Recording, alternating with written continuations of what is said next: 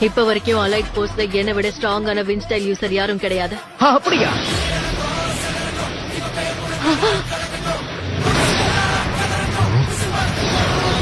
அப்ப நான் யாரு?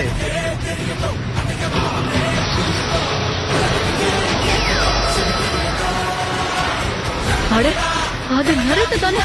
அவன் இங்கே என்ன பண்ணிட்டு இருக்கான்?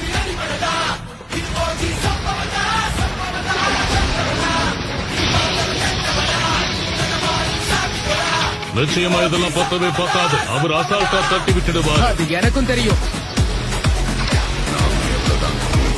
அப்ப நரேட்டோ இததான் ட்ரை பண்ணிக்கிட்டு இருந்தானா?